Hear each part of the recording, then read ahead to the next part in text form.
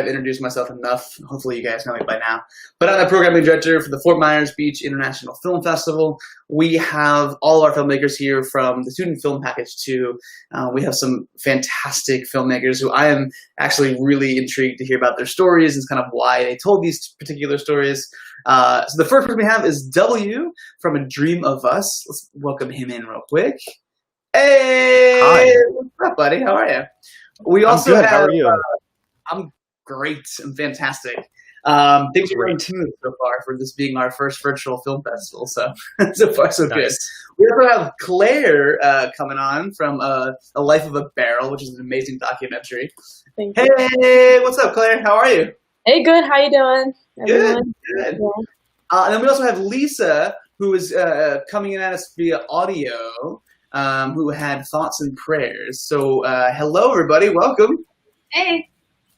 Awesome. Well, guys, first off, thank you so much for being with us, and thank you for so understanding of like sort of everything that we're trying to do virtually for now. I know this isn't the best situation, but obviously we would love to meet you guys in person someday. We want to meet you guys in person, but of course the safety of everybody is most important.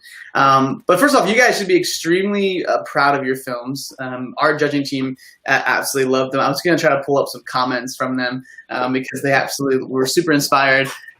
W, I mean, you have like, obviously a heartbreaking film, and Claire obviously a documentary, and Lisa's also the short side of it.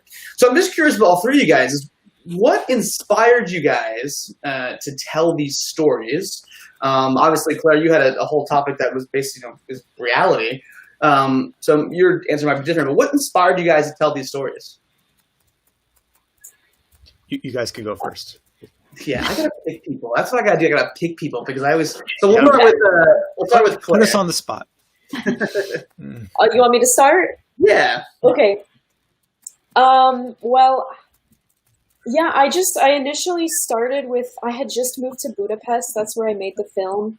And I was just like doing some museum hopping, trying to decide on a film to make there. And it kind of started out as like a very superficial idea. Like I visited a museum where they made Palinka, and which is like a Hungarian drink. And then they brought us down to the basement, and I saw barrels there. And I was like, I wonder if there's barrel like factories in Hungary somewhere. So I just did a bit of research, reached out to the European Cooper Hungries in Varga, Hungary. They brought me on a tour there, and it started out with the concept of just wanting to make a film about like how a barrel is made. Wow.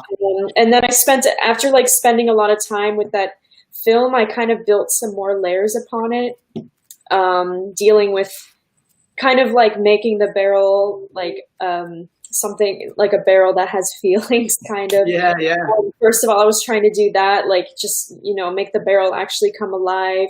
And then also kind of add in that concept of like, people in the workplace are doing the same job every day. They kind of go on autopilot, they put on their headphones, and it kind of like changes your reality a bit. So it kind of deals with this kind of world of like virtual reality and how it changes our perception just when you plug yourself into something else. So yeah, I was juggling with all sorts of different kind of layers and concepts, and I was trying to make it like educational and like how is a barrel made, and at the same time like kind of like an opera, and at the same time just making the barrel human, and then the humans robotic or something like that. So That's awesome. And Claire, where are you calling in from right now? I'm just curious. I'm actually calling in from Naples, Florida. Oh, perfect. Yeah, I'm just up the road from you, so yeah. I wish, oddly enough, this is a sort of a hidden secret. I'm actually not from Fort Myers, nor am I calling in from Fort Myers. So it's a lot warmer where you are. I'm calling in from Philadelphia, Pennsylvania, but I wish I was in Fort Myers because it was warmer there. Yeah, long story, but. But Lisa, I want to hear about your film, because one, I really loved the cinematography of your film, which I want to ask more about that. But what inspired your film, and kind of how did it come to fruition? So, by the way, sorry, audience, we were having trouble with my video, so we decided not even to try. Anyway, I was about used for a class at my school. I was about to shoot my own anti-gun violence short that I had written, and my famous friend said, "Hey, I've got this little PSA. If you know anybody that wants to shoot it." And I'm like, "What? Are you kidding?" I thought it was a really clever script. No, it was a PSA, and I said, "Hey, what do you think? I'm gonna turn this into a short." And he said, "Go for it." And that was 5 days before I was supposed to shoot. Wow. Yeah. That's a pretty quick turnaround. Oh man. Did you guys have any challenges, being that turnaround time was so fast? Any challenges that you saw on your set? Oh my God, yes. It was part of it was impossible. We had to push the shoot day. We had a classroom full of children, as you saw. Yeah. Getting them all cleared and all that, we had to push that a week, but we didn't film part of it. And it was just a lot of sleepless nights for me. Yeah. Oh man. Well, that's awesome. I mean, I really, I loved your cinematography of it, especially the classroom stuff. I think there's one shot in particular where the camera, I believe it's doubling, and correct me if I'm wrong, but it's like that, and it comes up in that little girl. I thought the cinematography on that was really well done. Who was your director of photography? Her name is Marisela Mendez. She's wonderful. I did the AFI directing workshop for women, so I love AFI DP, and Mari is an AFI DP alum. Wow. Yeah, absolutely incredible. So W, heartbreaking film, man. What inspired that story? I also want to ask, is there any truth to that story? Sure. I mean, it's more observation. Like I saw a lot of my friends and a lot of people that I knew that were, that didn't put in enough care, I guess, for my observations into their relationships, not for lack of, the effort wasn't put in, right? They maybe cared, but the effort wasn't there. And so that was kind of in part where I kind of started conceptually. I also practically wanted to make a movie before I graduated undergrad. And I knew that I made films prior that were a bit too big for me, too ambitious. And so I wanted to make something small, intimate, that was focused on just two people talking that I could shoot from my apartment that is super effective. So it's a mix of all of that. I also, again, another kind of practical thing, I've always liked Will Circle Be Unbroken as a hymn and song. I played it in BioShock Infinite, a video game, and I wanted to incorporate it in some way. So that's pretty much the basics, yeah. That's awesome. I didn't realize, so how long did it take you to shoot that? I didn't realize it was right in front of your apartment. Yeah, so it was two 8-hour days, I believe. Oh, wow. We shot, started at about around noon and then wrapped around the sun when the sun was setting, and when it had just set on the second day. Wow. So it was not on a weekend, nothing too, and it was an entire student crew as well. Everybody was there that was a student, and we were able to rent some equipment on discount from some lovely production friends of mine. And so it was really kind of just a hodgepodge, gather everybody together to make something really interesting. That's fantastic. That's awesome. So how did the three of you, what inspired you guys to become filmmakers? Anything particular, or?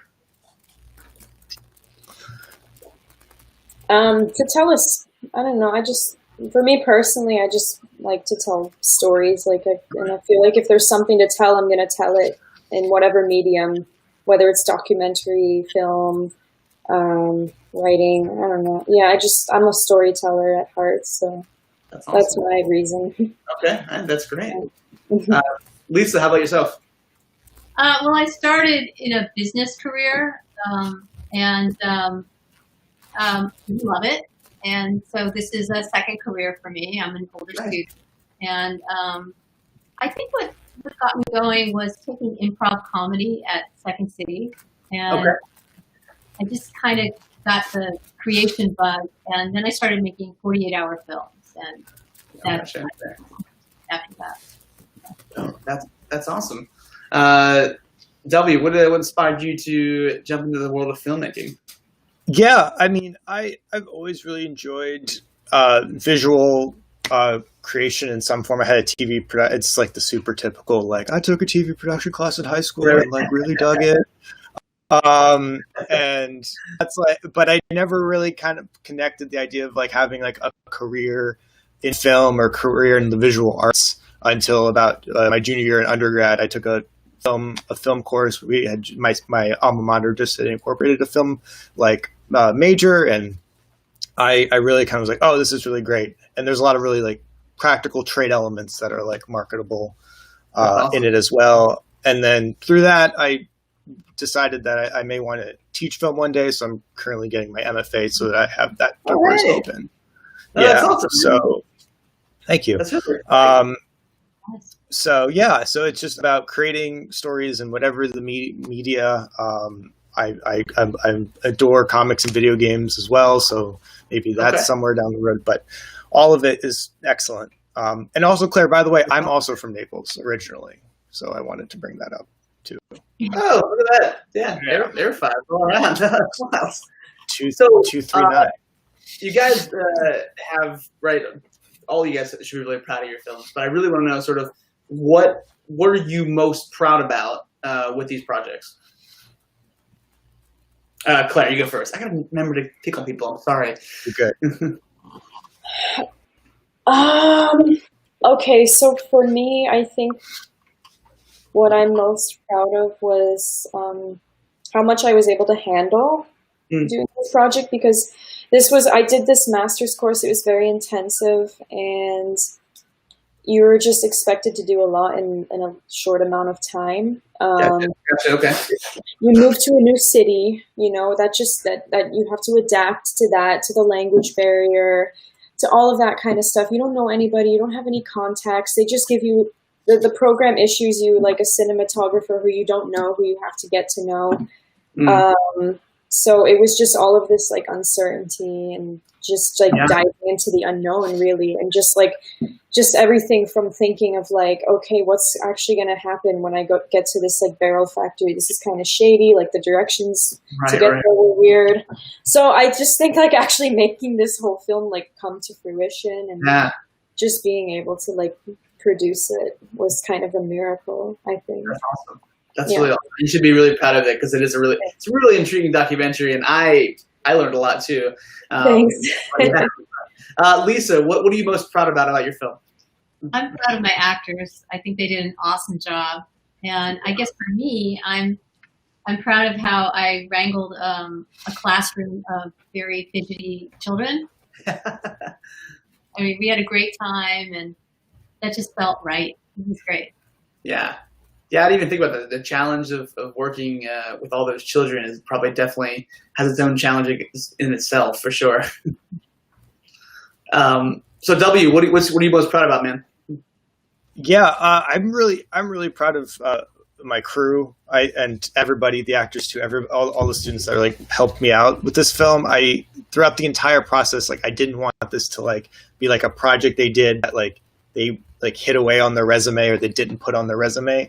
And so the fact that like we all were able to band together and put something like worthwhile on to incorporate into their reels and incorporate into their work really excited me. In terms of like on set too, the shot where their foreheads come together was like a very serendipitous, like it pretty much links higher film, and kind of without that shot, I don't know if it's the same movie. And so I'm really proud of us rushing together 9 takes of that shot or whatever. And so I'm really proud of that moment, because it kind of like links everything. That's really cool. So I think, a big part of our film festival that we've always wanted to do is to try to bring people closer together and have that opportunity to network. So if we want to continue to follow your work and keep an eye on all the future projects you may have, where can we find you guys? Are you online, social media? Where can we maybe hunt you guys down? It's not good. Claire, you go first. Well, I have a website, ClaireEdlinProductions.com. That's my website, and like my email is on there and everything like that. Awesome. And I have, I have all the I have Facebook. My name's Claire Egg on Facebook, so you can find me through there. Awesome, great, fantastic. Mhm. Lisa, how about you? I have a website for me. It's www.lisamgold.com. That's Okay. Amazon. And also there's a website for the film, bostonprayersmovie.com, and anybody so inspired can also contribute there too. That's awesome. That's really cool. W, what do you got? I have a website, wparkerjames.weebly.com, and then you can follow me on Instagram if you search W James, and then Facebook W James. Awesome. Hopefully. Fantastic. Well, guys, thank you so much for taking the time out and chatting with us and allowing us to show your films. They were fantastic, and it was great meeting you guys. I wish we could meet in person. Hopefully, we can make this all up to you in 2021. But thank you so much, guys. I appreciate it. Thank you, Kyle, for having us. Yeah, Thank you of so course. much. Yeah. Our pleasure. It was fun. Yeah. Glad to hear it. All right, guys, take care for now. Bye-bye. Bye. All right, guys. Fantastic group of filmmakers. That was a lot of fun. But please stick around. We have a whole bunch more days coming up that are just going to be a blast. Again, guys, my name is Kyle B. Thompson. I'm the programming director for the film festival. Stay in touch. You guys just heard their websites and their Instagram, so please stay in touch with them. Give them a follow. I think more than anything right now, we need each other as creative people, because despite where we're at right now in the world, I think no matter what, creativity always finds a way. So until then, I'll see you.